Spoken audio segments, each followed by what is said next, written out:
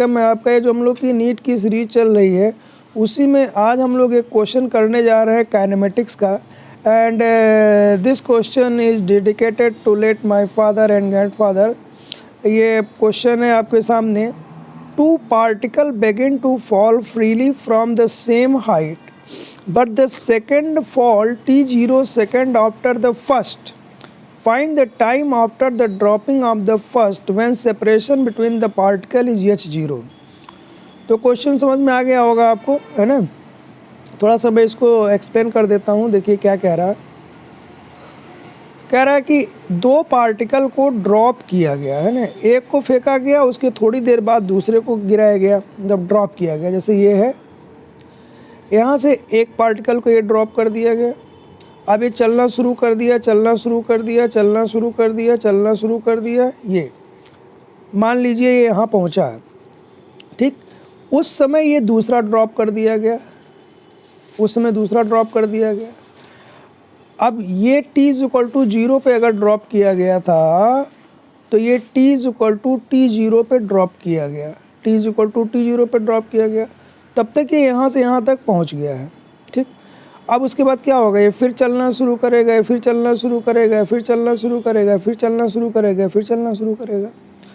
T time पर मान लो ये वाला यहाँ पहुँच गया, टी टाइम पे ये वाला यहाँ पहुँच गया, और इसी टी टाइम पर ये वाला यहाँ से चल करके यहाँ पहुँच गया, ठीक है। तो अगर इस डिस्टेंस को मैं h1 कह लूँ और इस डिस्टेंस को मैं h2 कह लूँ तो इनके बीच का डिस्टेंस h0 कब होगा, है ना। मतलब ये इन दोनों के बीच का डिस्टेंस h0 होगा। तो ये टाइम की बात कर रहा है h0 के टर्म्स में। ये हमारा क्वेश्चन है, समझ गए होंगे बात को। अब हम लोग आते हैं इसके सोल्यूशन पे। देखिए, if the first particle fall for time t, the second particle fall from time t-t0। देखिए पहला वाला ये t टाइम में यहाँ से चल करके यहाँ पहुँच गया है, तो दूसरे वाले को टाइम कितना मिला, t-t0। तो ये t-t0 में देखिए यहाँ से चल करके यहाँ तक पहुँच गया, तो ये h2 हो गया। ये h1 और ये h2 इन दोनों के बीच का डिस्टेंस ये क्या हुआ, h0 हुआ।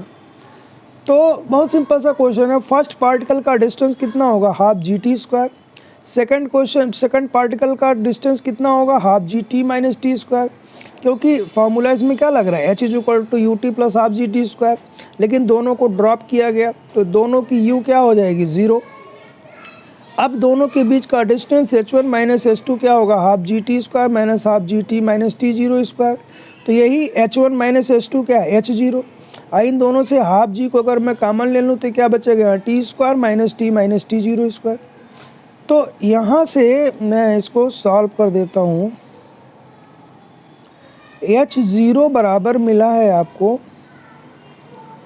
½ g t² minus t minus t0 का स्क्वायर। तो अगर इसको मैं a मान लूँ तो a², इसको मैं b मान लूँ तो b², a² माइनस b²। तो a² माइनस b² का फॉर्मूला क्या होता है, a + b a minus b। तो इसको लिख सकते हैं ½ g a + b, तो t + t minus t0 into a minus b। तो ये हो जाएगा t माइनस ब्रैकेट के अंदर t माइनस t0। तो ये देखो ½ g, ये t + t कितना हो गया, 2t। कितना हो गया, 2t माइनस t0 इंटू, इसको ज़रा ओपन करते हैं तो हो जाएगा t माइनस t + t0, है ना। ये हो जाएगा, ये t हमारा कट जाएगा। तो यहाँ से मिला ½ g t0, ये जो यहाँ वाला t0 था इसको यहाँ लिख लिया, और ये हुआ 2t माइनस t0, और ये हमारा किसके बराबर हो रहा है, h0 के। तो यहाँ से हम क्या कर सकते हैं, 2h0 upon gt0 is equal to 2t minus t zero हो गया, है ना। तो अब यहाँ से देखो, अगर ये t0 मैं इधर ले जाऊँ तो क्या होगा, 2, तो ये मिल जाएगा, यहाँ लिख देता हूँ 2h0 upon zt0 plus t0 is equal to कितना हो गया, 2t।